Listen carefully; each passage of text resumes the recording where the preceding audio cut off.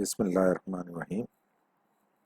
Today's lecture is about numericals that are related to the topic of capital structure and leverage.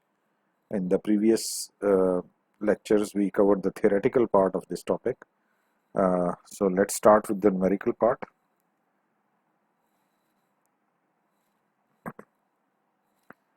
Question number 1 covers the topic of break-even analysis. A company's fixed operating costs are 500,000. So fixed operating cost means that can be the operating leverage.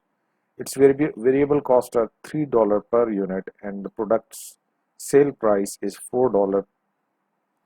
What is the company's break-even point? That is, at what unit sales volume would its income equal its cost? ठीक है, तो break even की जो definition है वो भी इसमें आ गई कि ब्रेक इवन पॉइंट वो है जहाँ पे कंपनी की सेल्स उसकी कॉस्ट के बराबर आ जाए, यानी no profit and no loss वाली जो सिचुएशन है वो अराइज हो जाए. तो depending on this situation we have to calculate the break even point. Okay, so we can use the formula for determining the break even quantity. So this QB is the break even quantity, which is equivalent to F stands for fixed costs. So total fixed cost divided by P stand for sale price per unit minus V. V here stands for variable cost per unit. Okay, so you can write down this formula. इसको आप note down कर लें कि जी F stands for the total fixed costs, P stand for price per unit, and V stand for variable cost per unit. Now the data which is given in the question, the fixed costs are 500,000. वो हमने F की value ले ली. Price per unit या cell price per unit is $4, वो हमने ले लिया, और variable cost per unit is $3. तो 4 minus 3 1 आ जाएगा, 500,000 divided by 1. So in this situation the break even quantity is 500,000 units. यानी अगर कंपनी 500,000 यूनिट सेल कर ले तो उसको no profit and no loss वाली सिचुएशन आ जाएगी, यानी वो पॉइंट जहाँ पे उसकी सेल्स उसके कॉस्ट के बराबर आ जाएगी. So in order to earn the profit the company must sell greater units then, यानी 5 लाख से ज़्यादा यूनिट सेल करेंगे तो कंपनी को प्रॉफिट होगा. 500,000 पे ब्रेक इवन होगा, अगर इससे कम सेल करेंगे तो फिर कंपनी को लॉस होगा. Okay, so that was pretty simple question. Break even सिर्फ इसमें आपको ब्रेक इवन का फॉर्मूला जो है वो ध्यान में रखना है. Let's move to the question number 2. Optimal capital structure. Remember, we discussed the topic of optimal capital structure. Now that definition will be reinforced in this question for optimal capital structure.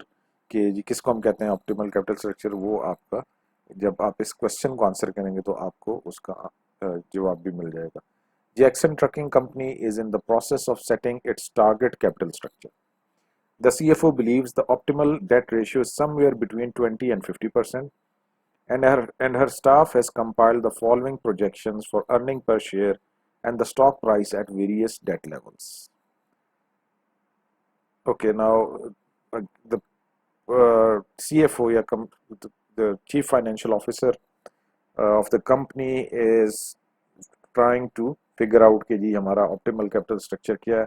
उसके लिए ये उन्होंने उनके staff ने जो data इकट्ठा किया वो ये है कि these are the debt ratios. 20% debt है, 30% डेट है, 40% डेट है और 50% डेट है.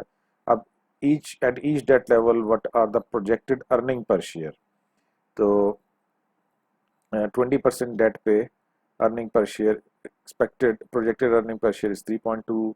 At the debt level of 30, projected earning per share is 3.45.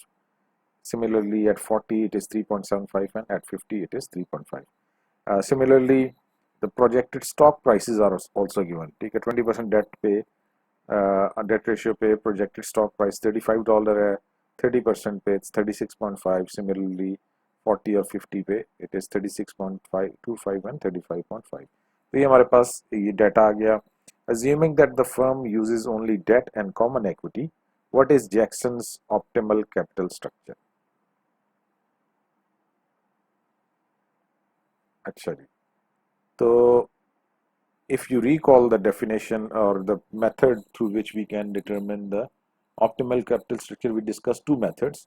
हमने कहा जी एक जो हमने थियोरेटिकल पार्ट में कवर किया था, हमने कहा ऑप्टिमल कैपिटल स्ट्रक्चर वो होता है जहाँ पे स्टॉक प्राइस मैक्सिमम हो, ठीक है। तो अब हम इस वाले कॉलम को देखते हैं कि इसमें प्रोजेक्टेड स्टॉक प्राइस मैक्सिमम कितनी आ रही है।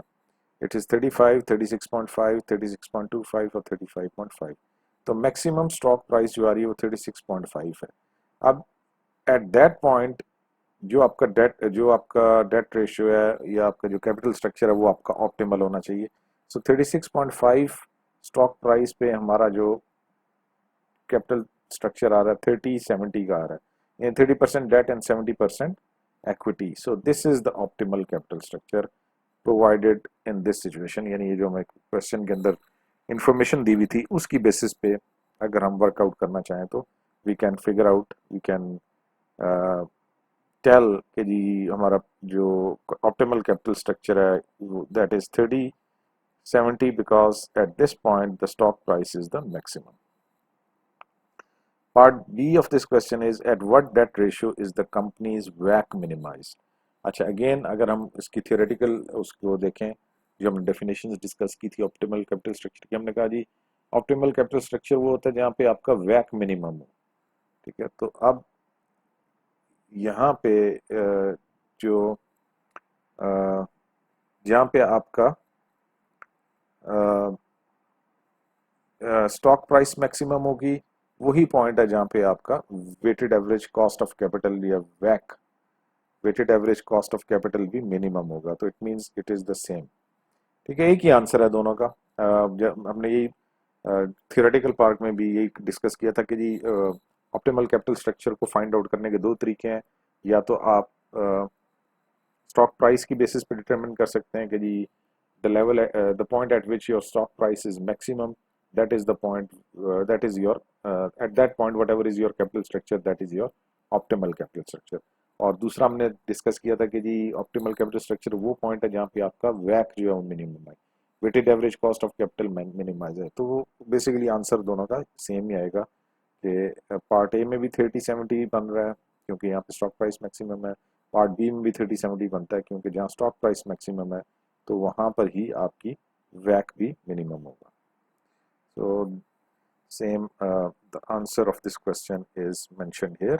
The optimal capital structure is that capital structure where weighted average cost of capital is minimized and stock price is maximized. Because Jackson stock price is maximized at a 30% debt ratio, the firm's optimal capital structure is 30% debt and 70% equity. This is also the debt level where the firm's WACC is minimized. ठीक है, तो ये हमारा इस question का solution हो गया।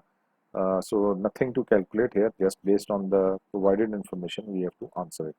ठीक है जी, तो let's move on to the question number 3.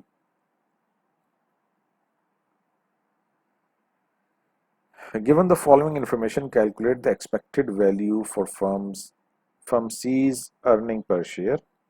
Data for firm A and B are as follows.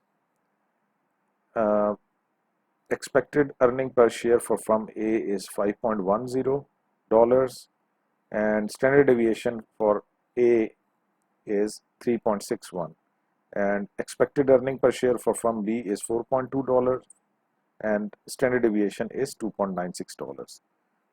Now the earning per share for each of the firm ABC, the earning per shares are given at different probabilities, ठीक है जी। तो now that is so 0.1 probability is there that the earning per share of the firm A will be negative 1.5. 0.2 or 20% probability is that the earning per share for firm A will be 1.8. And then similarly 40% probability of having 5.1, 20% probability of 8.4 and 1 or 10% probability of the firm A earning per share to be 11.70. ठीक है, तो ये उन्होंने different calculations किए हैं और उस हिसाब से ये टेबल दे दी है. Now you are given that standard deviation for C is 4.11. Discuss the relative riskiness of the three firms earnings. अच्छा जी, तो रिस्क जो है ना वो हम मेजर कर सकते हैं bye calculating the standard deviation of earning per share. तो जिस फर्म की अर्निंग पर शेयर में ज़्यादा वेरिएशन होगी, स्टैंडर्ड डेविएशन हाई होगा, that firm is considered to be riskier. ठीक है, उसमें रिस्क ज़्यादा है. और इसका दूसरा तरीका भी है इसको डिटरमिन करने का, वो है कि उसकी अर्निंग पर शेयर का हम कोफिशिएंट ऑफ वेरिएंस कैलकुलेट कर लें.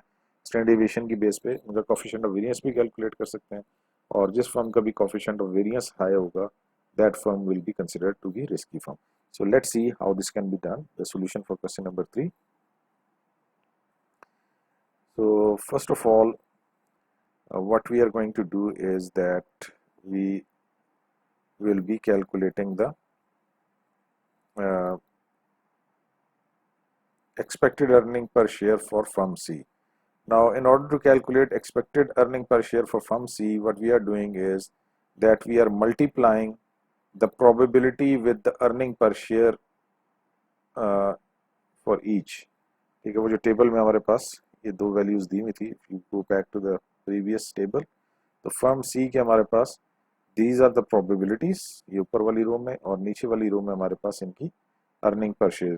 तो हम क्या कर रहे हैं कि इस प्रोबेबिलिटी को मल्टीप्लाई कर रहे हैं with this earning per share, and then we are adding them all together to find out the expected earning per share.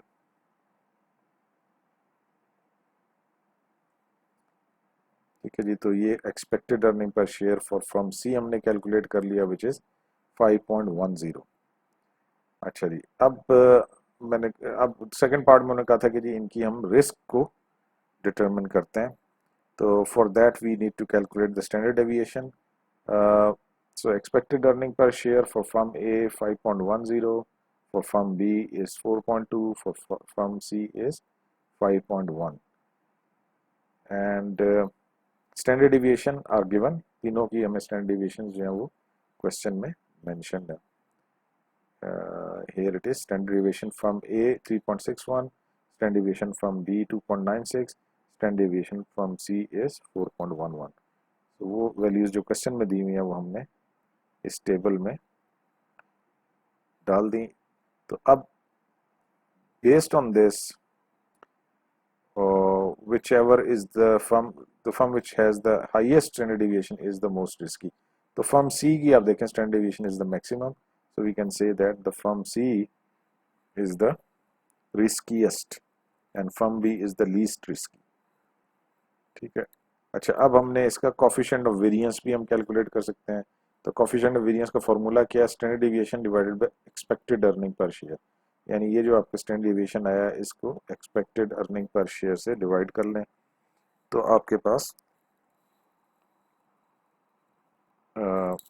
उसका कोफिशिएंट ऑफ वेरिएंस आ जाएगा. तो अब तीनों का अगर हम कोफिशिएंट ऑफ वेरिएंस कैलकुलेट करें तो फर्म सी का coefficient of variance is the highest 0.81.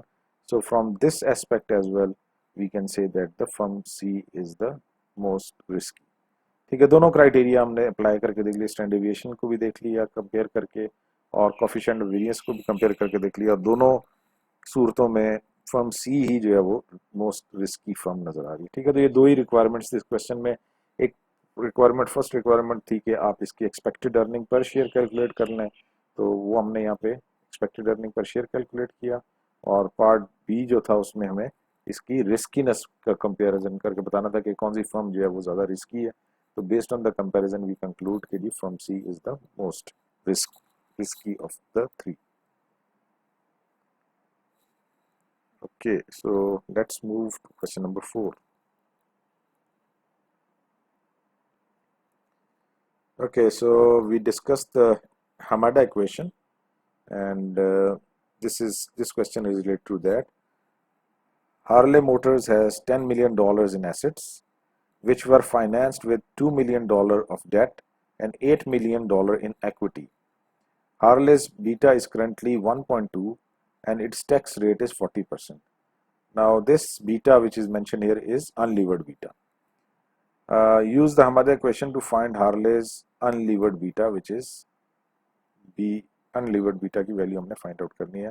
So let's first put the Hamada equation and then we can see कि जी हमें उसमें unlevered beta how we can calculate it.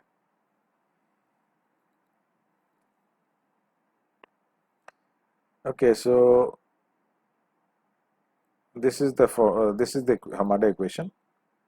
Beta is equal to unlevered beta 1 plus 1 minus t debt divided by equity. Now we can calculate unlevered beta is equal to, हमें जो beta की value given थी unlevered beta हमने find out करना था. ठीक, तो unlevered beta find out करना, तो हमने इस इक्वेशन को अनलीवर्ड बीटा को left hand side of the equation ले गए और बीटा को हम मूव करके right hand side of the equation ले आए. तो इक्वेशन जो हमारी ये बन गई, unlevered beta is equal to beta divided by the whole thing. अब इसमें हमने जो क्वेश्चन में वैल्यूज थी वो पुट इन कर ली. अनलीवर्ड बीटा की वैल्यू दी हुई है, P जो है which is the tax rate is 40%, 2 million is the debt and 8 million is the equity. ठीक है, तो ये सारी वैल्यूज हमने पुट इन की. कैलकुलेट करने के बाद हमारे पास अनलीवर्ड बीटा की वैल्यू आ गई 1.0435.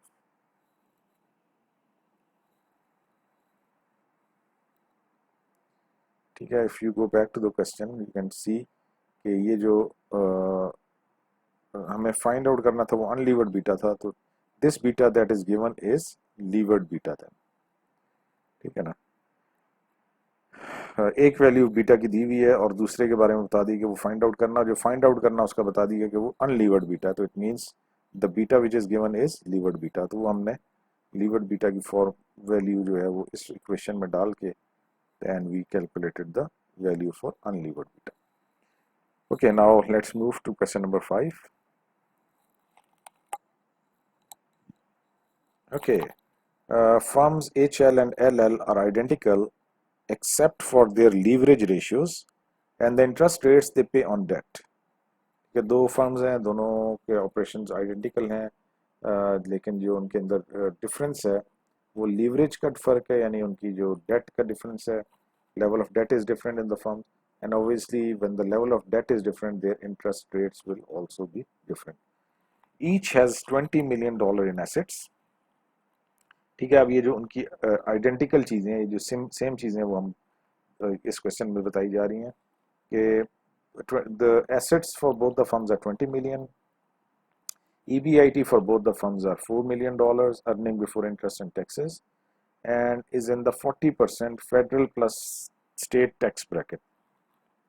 Tax rate is also the same.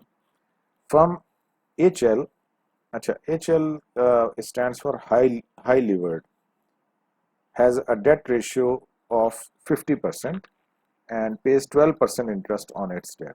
ठीक है, तो इसका debt ratio high है इसलिए इसको HL कह दिया. Whereas LL which is low levered, या जिसका debt low है, has a 30% debt ratio and pays only 10% interest on its debt. ठीक है, HL हाई लिवर्ड है, 50% डेट पे चल रही है और 50% डेट पे उसको 12% इंटरेस्ट पे करना पड़ रहा है. फर्म LL जो लो लिवर्ड है, 30% डेट उसका है और उसको उस पर 10% इंटरेस्ट पे करना पड़ रहा है. Now the requirements are calculate the rate of return on equity for each firm. पहले तो पार्ट ए में तो हमने इनका जो है ना वो rate of return on equity stand for the formula for return on equity is net income divided by equity.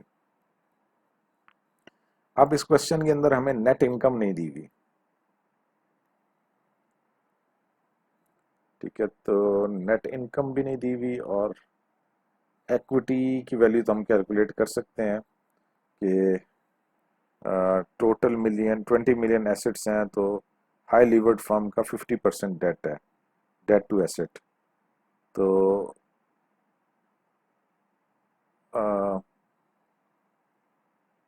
50% date to asset है तो 50% ही उसकी इक्विटी होगी. ठीक है, तो इक्विटी तो हम यहाँ से निकाल सकते हैं. हमारे पास एसेट्स की भी वैल्यू दी हुई है और डेट टू एसेट्स की वैल्यू भी दी हुई है. तो डेट टू एसेट्स को अगर हम एसेट्स में से माइनस कर दें तो remaining will be are equity. तो एक्विटी की वैल्यू तो सिंपल है, लेकिन वो भी गिवन नहीं है, हमें कैलकुलेट करनी है और नेट इनकम कैलकुलेट करनी है। तो लेट्स सी कि हम किस तरह से नेट इनकम कैलकुलेट कर सकते हैं फॉर बोथ द फर्म्स। तो पहले हमने ये काम किया कि जी उसकी नेट इनकम कैलकुलेट की for low levered firm. Low levered firm remember had a debt ratio of 30%। EBIT 4 million given है क्वेश्चन के अंदर, इसमें से इंटरेस्ट माइनस करना है। अच्छा, अब इंटरेस्ट किस पे माइनस करना है? लोन के ऊपर, और रेट ऑफ इंटरेस्ट हमें दिया हुआ 10%। तो अब इसका डेट कितना है? डेट हमने इस तरह से कैलकुलेट किया कि 20 मिलियन इसके एसेट्स थे और 20 मिलियन में से 30% डेट है, तो वो हमारे पास 6 मिलियन आ गया। तो ये हमने इंटरेस्ट के लिए लोन कैलकुलेट किया। पहले तो हमें ये पता होगा कि लोन कितना है। रेट इंटरेस्ट रेट तो दिया हुआ है क्वेश्चन के अंदर कि 10% वो इंटरेस्ट पे कर रहा है, तो इंटरेस्ट रेट इज गिवन। यहाँ पे हमने लोन की वैल्यू यहाँ से कैलकुलेट कर ली डेट टू टोटल एसेट से कि जी 30% है, तो टोटल एसेट्स के 30% हमारा डेट है। टोटल एसेट 20 मिलियन है, उसका 30% इज 6 मिलियन। ये हमारे पास इंटरेस्ट की वैल्यू आ गई। 4 million minus interest is earning before taxes, EBT आ गया। इसमें से 40% हमने टैक्स माइनस किया, तो हमारे पास नेट इनकम 2,40,000 आ गई।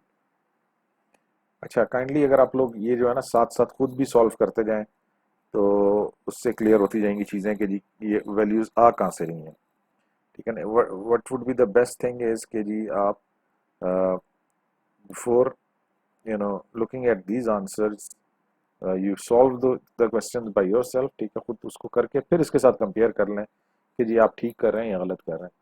तो जब आपने नेट इनकम कैलकुलेट की तो 2,40,000 आ गया। रिटर्न ऑन इक्विटी कितना बन गया लो लीवर्ड फर्म का? Net the formula for return on equity remember is net income. ठीक है, this the value for net income divided by equity. अब इक्विटी कैसे पता चलेगा भाई? जी राइट, इक्विटी हमें ऐसे पता चलेगा कि debt to equity total asset 30% है, तो टोटल एसेट्स का 30% डेट है, तो remaining 70% with be are equity. तो 20 मिलियन का 70% हमारा इक्विटी होगा, which is this value. Net income divided by equity is equal to return on equity which is 14.6%। तो लो लीवर्ड फर्म जो है उसका रिटर्न ऑन इक्विटी ज्यादा है, 14.6 है। Let's calculate the high levered firm return on equity. Same procedure we adopted here. High levered firm 50% debt है, EBIT 4 million है, 20 million का 50% डेट है, तो वो 10 मिलियन हो जाएगा। इस पे 12% इंटरेस्ट गिवन है, तो वो हमारे पास इंटरेस्ट आ गया। Earning before interest and taxes minus interest is EBT। इस पे 40% टैक्स माइनस करेंगे तो remaining is our net income 1.68 million. अच्छा, नेट इनकम हमारे पास आ गया। इसका डेट रिटर्न ऑन इक्विटी किस तरह से निकालना है? Net income divided by equity. Equity कैसे पता चली? 50% डेट है, डेट टू टोटल एसेट्स 50%। ठीक है, डेट का जो कंट्रीब्यूशन है टोटल एसेट्स में 50% है, तो remaining 50% will be are equity. तो वो 50% इक्विटी बन जाएगी 10 million. Return on equity net income divided by equity is equal to 16.8। ठीक हो गया जी। तो ये part A of the question was कि we have to find out the return on equity for both situation. तो हमें ये पता चला कि जो फर्म हाई लीवर्ड थी उसका रिटर्न ऑन इक्विटी ज़्यादा है compare to the firm with the low levered. ठीक है, ये हो गया। अब पार्ट बी इसका क्या है क्वेश्चन का? Observing that HL has a higher return on equity, जैसे कि अभी हमने कैलकुलेट करके देख लिया। हाई लीवर्ड फर्म का 16.8% था और दूसरी का 14 something.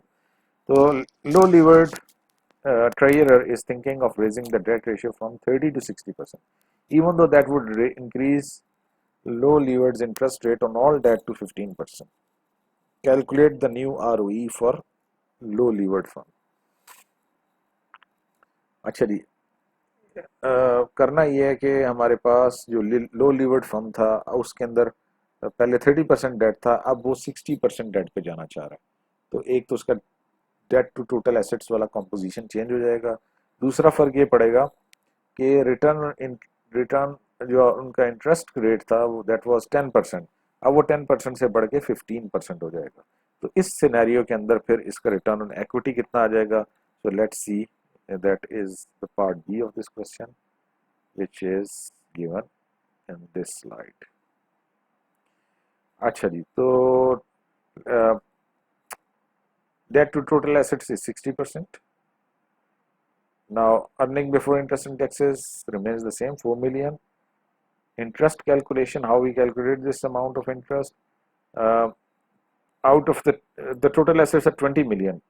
So, 60% of 20 million is 12 million. 12 million is our debt.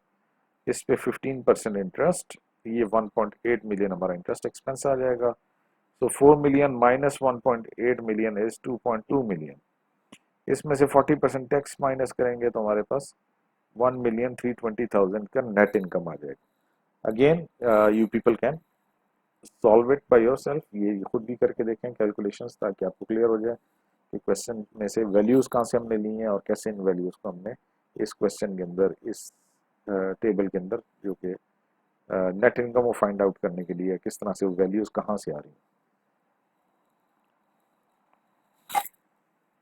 Okay, so once we have calculated the net income, then we can divide it with the equity. अब equity का क्या situation हो गई? 60% debt है तो remaining 40% is equity. तो 40% of 2 million is 8 million. 40% of 20 million. 40% of 20 million is 8 million. तो return on equity, net income divided by equity is equal to 16.5%. अच्छा, अब हुआ ये कि अगर आप पार्ट ए में देखें तो जब डेट रेशियो थी 50% तो हमारे पास रिटर्न ऑन इक्विटी 16.8 था। जब डेट रेशियो हो गया 60% तो हमारे पास रिटर्न ऑन इक्विटी 16.5 यानी उससे कम हो गया, बड़ा नहीं है। तो उसकी क्या वजह? उसकी वजह ये है कि initially as leverage is increased, the return on equity also increases, but the interest rate rises when leverage is increased. Therefore, the return on equity will reach a maximum and then decline. ठीक है, जैसे जैसे आपका leverage बढ़ता जा रहा है, date बढ़ता जा रहा है, आपका उसके अंदर जो है वो इंटरेस्ट रेट भी बढ़ता जा रहा है। तो वो इंटरेस्ट रेट बढ़ने की वजह से इंटरेस्ट एक्सपेंस आपका जो बढ़ेगा, तो टिल अ सर्टेन पॉइंट तो आपका रिटर्न ऑन इक्विटी बढ़ेगा, but once interest rate rises even higher तो उसका नतीजा ये निकलेगा कि फिर आपके रिटर्न ऑन इक्विटी वो यानी कम होना शुरू हो जाएगा इंक्रीज होने के बजाय। जैसे कि इस सिचुएशन में हमने देखा कि 50% पे 16.8% जो है वो रिटर्न ऑन इक्विटी था, जबकि 60% डेट पे वो कम होकर 16.5% रह गया। ओके जी, so that was about all about question number 5। Now we'll move to question number 6.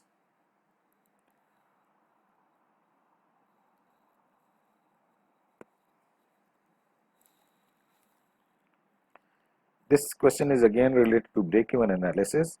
The Weaver Watch Company sells watches for $25. The fixed cost are $140,000 and variable cost are $15 per watch. That is the information which is given.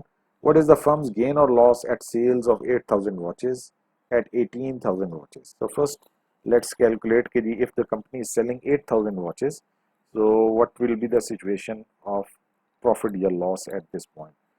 अच्छा, अब profit and loss calculate किस तरह से होगा कि हम इस 8,000 पे अपने सारे टोटल सेल्स की वैल्यू कैलकुलेट कर लें 8,000 वॉचेस पे। ठीक है, the price for one watch is 25, तो 8,000 को मल्टीप्लाई करेंगे 25 से तो हमारी सेल्स आ जाएंगी। इसमें से हमें अपनी कॉस्ट माइनस करनी है, तो फिक्स कॉस्ट आर 140,000 वो माइनस हो जाएंगी, वेरिएबल कॉस्ट 15 पर वॉच है, तो 8,000 मल्टीप्लाई बाय 15 हमारा वेरिएबल कॉस्ट आ जाएगा। ठीक है, तो let's see, this is how we can calculate the profit या लॉस। तो सेल्स आ गई सबसे पहले, जैसे मैंने बताया था कि सेल्स हमारी कितनी 8,000 वॉचेज हैं यहाँ पे। Okay, so this value is little bit of here, ये एक्चुअली 8,000 पे सिचुएशन है और ये जो अगली कैलकुलेशन है वो 18,000 पे। तो 8,000 मल्टीप्लाई बाई 25 वो 200,000 आ गया। इसमें से फिक्स्ड कॉस्ट माइनस कर दी which is 140,000. Variable cost is $3 per unit. ठीक है, वेरिएबल कॉस्ट जो है वो $3 पर यूनिट है. सॉरी, वेरिएबल कॉस्ट है $15 पर वॉच. $15 मल्टीप्लाई बाई 8,000 वो हमारे पास वेरिएबल कॉस्ट आ जाएगी विच इज़ एक्चुअली 120,000. तो total cost, fixed cost plus variable cost 260,000 आ गई. सेल्स 200,000 की हैं. ठीक है, सेल 2 लाख की हैं और कॉस्ट 2,60,000. तो इसका मतलब 60,000 का हमें लॉस है. This bracket is indicating a loss. तो अगर हम 8,000 यूनिट सेल करते हैं, 8,000 यूनिट पे हमें 60,000 का लॉस है. अगर हम 18,000 पे चले जाते हैं तो 18,000 मल्टीप्लाई बाई 25, ये हमारे पास सेल्स आ गई. Fix cost remain same. $15 पर unit is the variable cost. तो 15 मल्टीप्लाई बाई 18,000 वो हमारे पास 270,000 आ गया. Total cost 410. इन दोनों को ऐड कर लें, फिक्स्ड और वेरिएबल कॉस्ट को, और सेल्स में से टोटल कॉस्ट को माइनस करेंगे तो रिमेनिंग इज आर प्रॉफिट. तो अगर हम 18,000 वॉचेस पे जाते हैं, सेल करते हैं, तो we are getting a profit of 40,000.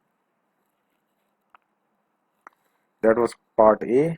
What about part B? What is the break even point? ठीक है, point, break even point, the point where we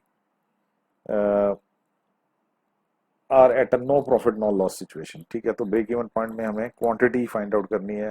remember the formula for break even quantity. The formula for break-even quantity is fixed cost divided by price per unit minus variable cost per unit. Fixed cost is 140,000. There is one zero missing here. 140,000 fixed cost. Price per unit is 25. Variable cost is 10. तो हमने minus करके यहाँ पे $10 लिख लिया. तो हमारे पास break even quantity 14,000 units आ गए. यानी मिनिमम 14,000 यूनिट्स कंपनी को सेल करने होंगे to reach to the point of break even, and to earn something the company has to sell above this, has to sell more than 14,000 units. अच्छा, अगर हम ये तो हमारे पास क्वांटिटी आ गई. अगर हम ये वैल्यू डिटरमिन करना चाहें कि जी कितने डॉलर, कितने कितने अमाउंट की सेल होनी चाहिए, तो उसके लिए फॉर्मूला क्या है? Sales break even is equal to quantity break even multiply by price. तो 14,000 हमारे पास ब्रेक इवन क्वांटिटी है. एक 14,000 यूनिट हम सेल करेंगे ब्रेक इवन, और 14,000 की सेल प्राइस कितनी है? Sale price per unit is 25. तो 14,000 multiply by $25 is 350,000. This is the sales amount, value of break even in terms of sales, in terms of dollars. ठीक है, तो अगर आपको quantity in terms of units find out करने हैं तो फिर ये फॉर्मूला है. Quantity break even is equal to fix cost divide by price per unit minus variable cost per unit. अगर आपने डॉलर अमाउंट कैलकुलेट करनी है और सेल्स के, जी कितने डॉलर की हमें सेल करनी चाहिए, तो उसका तरीका ये है कि सेल्स ब्रेक इवन का फॉर्मूला लगा लें which is equal to break even quantity multiply by price, sales price.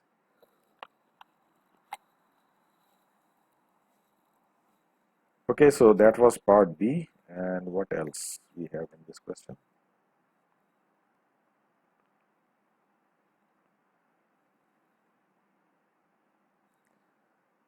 Okay, so in part C,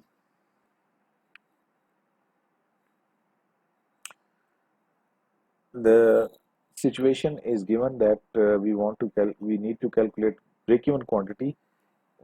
All other things remain the same. The only difference is the selling price. It rises to 31. अच्छा, तो अब बाकी चीज़ें same है. Quantity, break even quantity find out करनी है. Fixed cost same है, 140,000 है. प्राइस जो चेंज होगी 31 आ गया. वेरिएबल कॉस्ट 15 है. 31 minus 15 is equal to,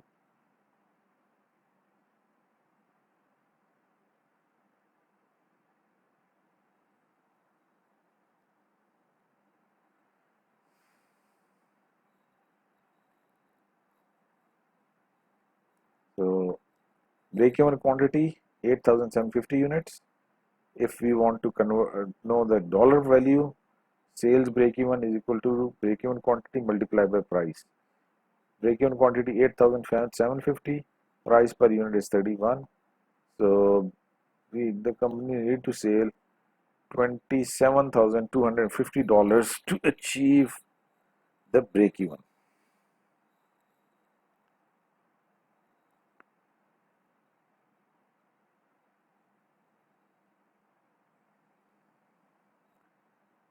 Okay, so part D is कि जी इसी क्वेश्चन के अंदर के सेल प्राइस जो $31 पे इंक्रीज कर जाती है, but at the same time इसकी वेरिएबल कॉस्ट जो है 15 से इंक्रीज करके 23 चली जाती है. तो then what will be the break even quantity in that situation. तो again the formula for break even quantity is applied. Fixed cost is the same. Price per unit is increasing 31, but variable cost is increasing to 23. 31 minus 23 is $8. So the break-even quantity in this scenario, in this situation, is 17,500. अब इसको हम dollar में अगर convert करना चाहें, sales break-even is equal to break-even quantity multiplied by price. So break-even quantity we have calculated 17,500, or price per unit is 31. So that gives us a break-even sales equivalent to $542,500. ठीक है, तो ये हमारे पास चार different situations थी जिसको हमने question number 6 के अंदर सॉल्व कर लिया. Question number 6. Okay,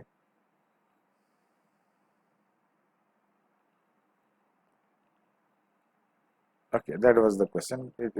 The four part of these questions are solved in next 4 slides. ठीक है, part A is solved here, part B is solved here, part A और B इसमें हो गया,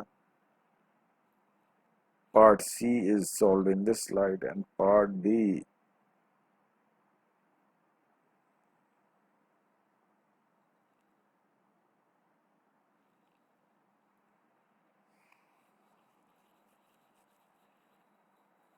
okay. So let's move to the question number 7. This question is little technical, so you need to be attentive. ठीक है, थोड़ा तवज्जो देंगे तो क्लियर हो जाएगा. ज़रा ध्यान से क्वेश्चन की स्टेटमेंट भी सुने और फिर उसके सॉल्यूशन की तरफ भी जाते हैं. All-Ind Electronics has produced All-Ind Electronics produces stereo components that sell at P is equal to 100 per unit. So that is the price per unit. All-Ind's fixed costs are $200,000. Variable cost are $50 per unit. 5,000 components are produced and sold each year. EBIT is currently $50,000, and All-Ind's asset, all equity financed, are $500,000. All-Ind can change its production process by adding $400,000 to assets and $50,000 to fixed operating cost.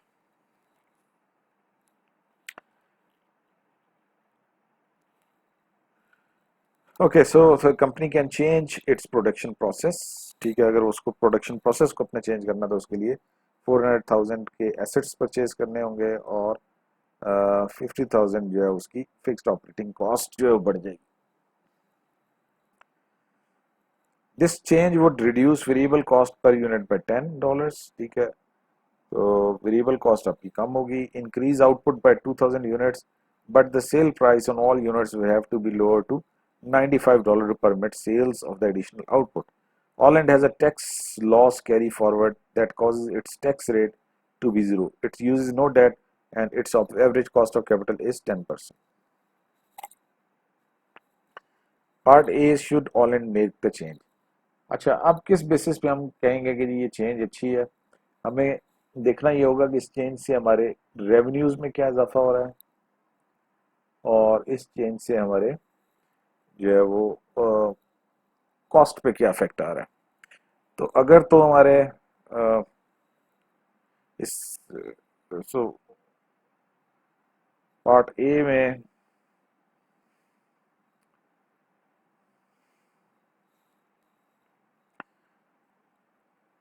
इस question का जो data वो हमने यहाँ पे summarise कर दिया कि क्वांटिटी सेल्स कितनी है 5,000 है, average price per share per unit is $100, fixed operating cost are 200,000, variable cost per unit is $50, EBIT is 50,000, total assets 500,000 and common equity is 500,000.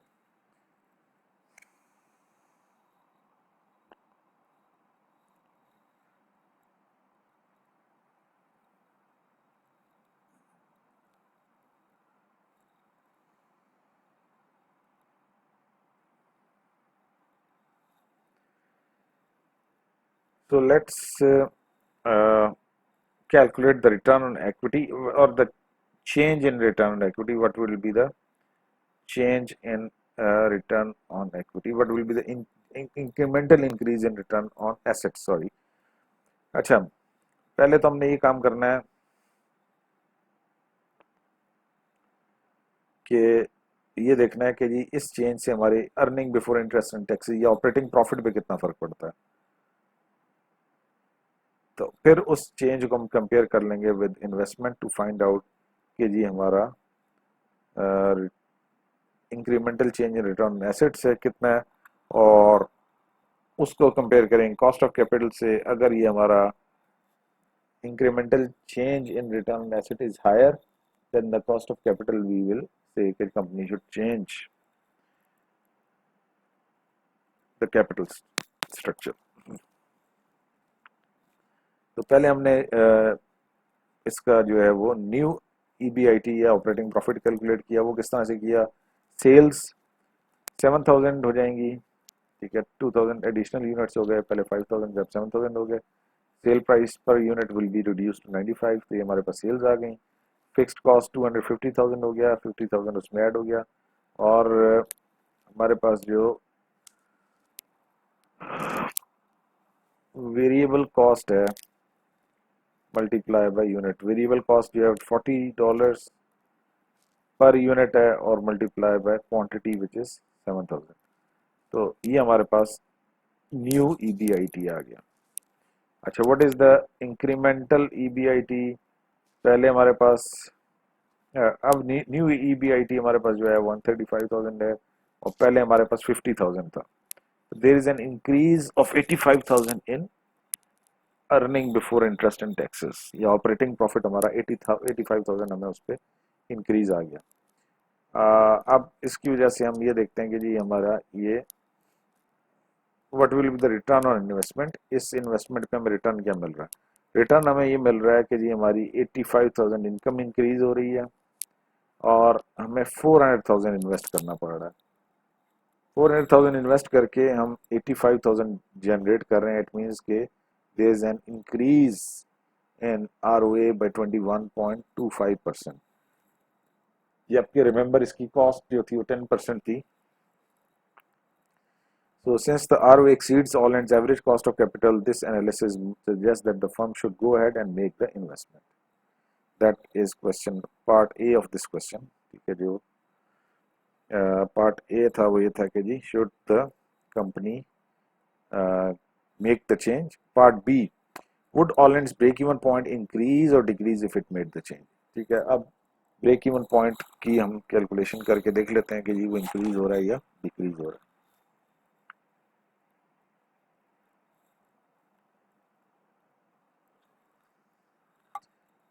पहले हमने ओल्ड ब्रेक इवन क्वांटिटी देख ली। Before the change fixed asset 200,000 थे, sales price per unit was $100, variable cost per unit was 50। तो 200,000 divided by 50 is 4,000 units। तो existing या old break even quantity is 4,000 units. अब हम इसकी नई ब्रेक इवन क्वांटिटी कैलकुलेट कर लेते हैं। तो चेंजेस कहाँ आ रही हैं? फिक्स कॉस्ट हमारी इंक्रीज होकर 250,000 हो गई, हमारी प्राइस पर यूनिट रिड्यूस होकर 95 रह गई और हमारी वेरिएबल कॉस्ट रिड्यूस होकर 40 पे आ गई। तो हमारा जो ब्रेक इवन था वो बढ़ गया, 4,545 यूनिट्स हमें सेल करने होंगे to achieve the break even.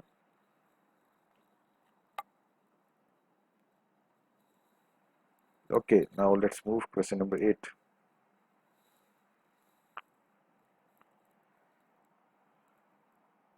Again, this is little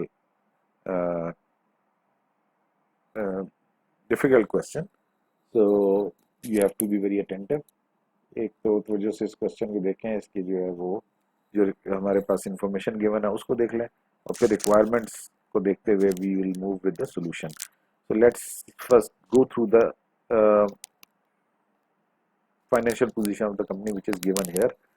Gentry Motors, a producer of turbine generators, is in this situation. Earning before interest and taxes is 4 million. Tax rate T is equal to 35%. Debt outstanding is 2 million. Cost of debt is 10% and cost of equity is 15%. Shares of stock outstanding is 600,000 and book value per share is $10. Because Gentry's product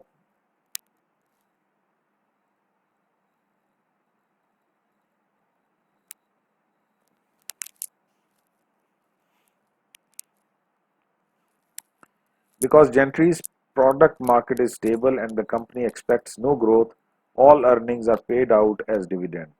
The debt consists of perpetual bonds.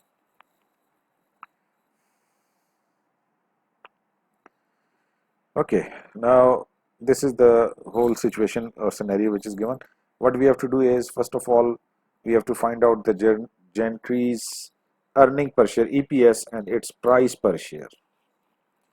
Part A of the question. We have to find out EPS and price per share. EPS can be calculated, earning per share is equal to net income divided by number of shares. Net income divided by number of shares. तो net income calculate करने के लिए हमने ये वही जो हमारे पास equation है उसको यूज़ कर लिया कि earning before interest and taxes 4 million, इस पे जो है वो हमें इंटरेस्ट को माइनस करना है। 2 मिलियन हमारे पास इंटरेस्ट आ रहा है, उस पर 10% इंटरेस्ट रेट ऑफ इंटरेस्ट है, ये हमारे पास इंटरेस्ट आ गया। तो EBIT minus interest is EBT। EBT पे 35% टैक्स पे किया तो हमारे पास 2470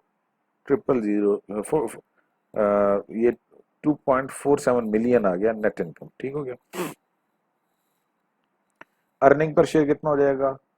net income 2.47 million divided by 600,000 जो शेयर्स इशूड है, तो 4.12 earning per share is 4.12।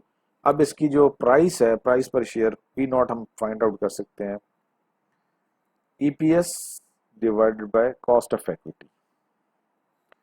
EPS earning per share which is 4.12 divided by RS which is return on stock 15. So according to this equation the price per share of P naught is 27.47.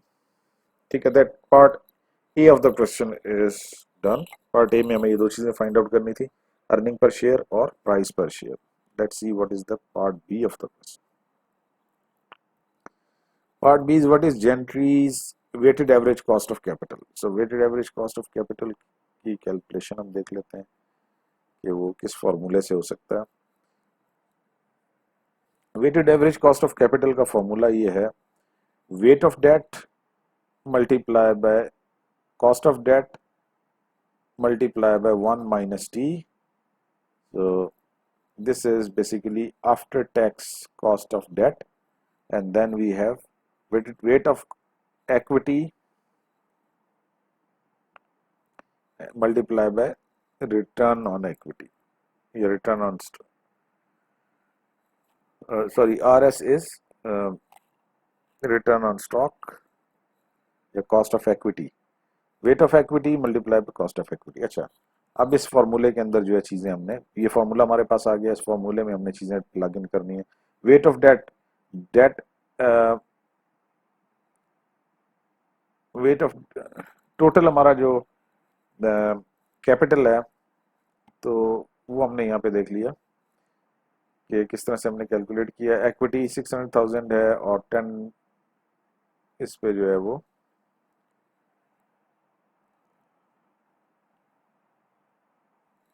Book value पर share है 600,000 multiply by 10।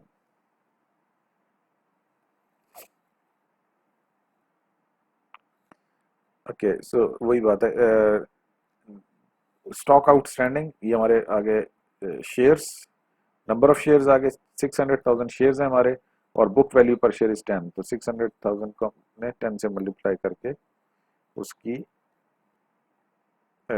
जो है ना वो equity की value find out कर ली। ठीक है, तो ये इक्विटी 6 मिलियन हो गया और डेट हमारे पास 2 मिलियन गिवन है, तो टोटल हमारा कैपिटल जो हो गया 8 मिलियन, 8 मिलियन का कैपिटल है, तो वेट ऑफ डेट कितना हो गया, weight of debt 2 divided by 8, 2/8 multiply by cost of debt which is 10% given है क्वेश्चन में, 1 - टी, टैक्स रेट 35% वो हो गया, प्लस वेट ऑफ इक्विटी। अब वेट ऑफ इक्विटी आप देख लें कि equity is 6 million, 6 million equity है, टोटल कैपिटल 8 मिलियन है, तो 6/8 हो गया इसका weight, multiply by cost of equity, तो कॉस्ट ऑफ इक्विटी 15% है। ठीक है, अब हमारे पास ये सारी वैल्यूज आ गई, इनको हम जब सॉल्व करते हैं तो हमारे पास ये आंसर आ गया। Again use your own paper and pen and try to solve this equation, आपके सामने है, इस इक्वेशन की वैल्यूज देखें कहाँ से आ रही हैं, उन इक्वेशन में वो वैल्यूज प्लग इन करें और कैलकुलेटर से सॉल्व करके देखें कि आपका आंसर 12.88% आता है या नहीं। If your answer is 12.88%, you are done, you are fine. Question part B हो गया। Part, let's see what is the part C of this question.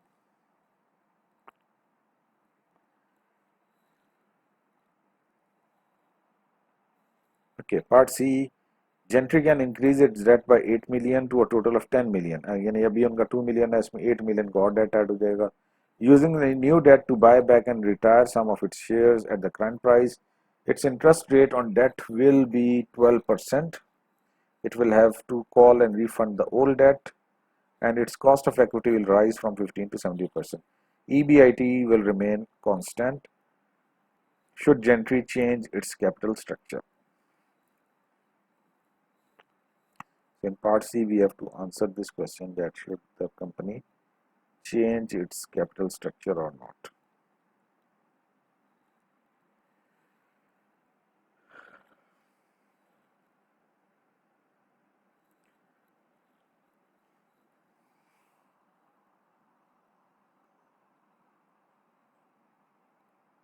Okay, so what in order to answer this question कि जी should the company change its capital structure or not, हम ये देखते हैं कि जी इसकी price per share पे क्या effect आता है इस चेंज का। तो अगर प्राइस पर शेयर जो है हमारा बढ़ जाता है पहले वाले से, तो हम कहेंगे कि जी the company should change its capital structure. अगर हमारी प्राइस पर शेयर इंक्रीज नहीं करता तो then we will recommend the vice versa. तो इन ऑर्डर टू, तो पहले तो हम ये देखते हैं कि नेट इनकम पे क्या चेंज आएगा इस चेंज की वजह से। नेट इनकम पे चेंज आया, ईबीआईटी तो remain, it will remain same, उसमें चेंज नहीं है। इंटरेस्ट एक्सपेंस बढ़ गया, लोन हमारा 10 मिलियन का हो गया, पहले 2 मिलियन था, 10 मिलियन हो गया, उस पर 12% इंटरेस्ट, 10 मिलियन का लोन 12% इंटरेस्ट के साथ ही हमारा इंटरेस्ट एक्सपेंस आ गया। So EBIT minus interest is EBT, EBT 2.8 million, इसमें से 35% हमने टैक्सेस माइनस किए, तो हमारे पास नेट इनकम आ गया 1.82 मिलियन। ठीक है, पहले तो हमने ईबीआईटी, अब हमने देखना है ये है कि नंबर ऑफ शेयर्स उसके कितने रह गए बाकी, ताकि हम अर्निंग पर शेयर कैलकुलेट कर सकें। तो नंबर ऑफ शेयर्स 8 मिलियन उसने लोन लेना है, उससे उसने शेयर्स परचेज करने हैं। कितने शेयर्स परचेज कर सकते हैं, 8 मिलियन का लोन है और price per share is 27.47। Remember part A में हमने ये कैलकुलेट की थी प्राइस, तो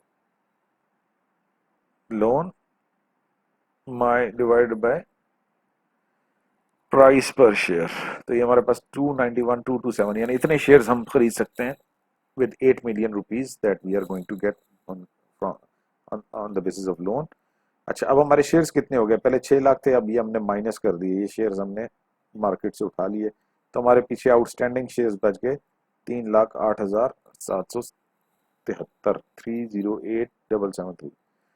अच्छा, अब न्यू अर्निंग पर शेयर कितनी हो जाएगी, earning per share net income divided by number of shares, net income कितनी आ गई 1.82 मिलियन हमने कैलकुलेट की, डिवाइड किया इसको नंबर ऑफ शेयर से, नंबर ऑफ शेयर्स ये आ गए 308773, तो हमारे पास अर्निंग पर शेयर 5.89 आ गया।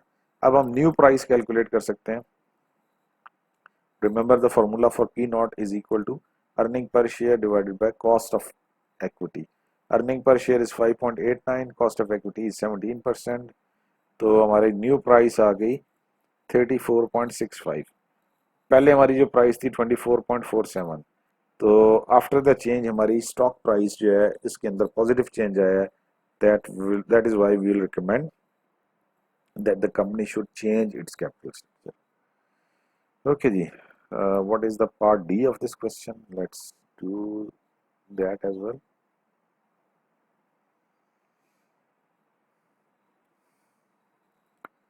Part D, what is Gentry's time interest earned coverage ratio under the original situation and under the conditions in part C of this question. अच्छा चलें जी, times interest earned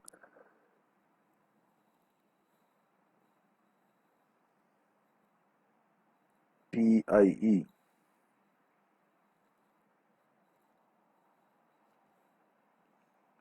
The formula for times interest earned is EBIT divided by interest expense.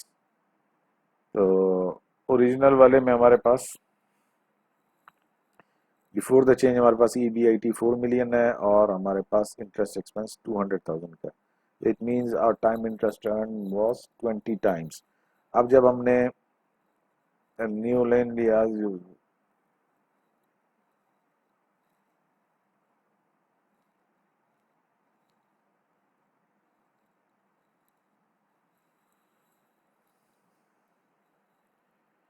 Clear हो गया जी। Original जो times interest earn था वो हमने कैसे कैलकुलेट किया, अब हम new times interest earn calculate कर लेते हैं।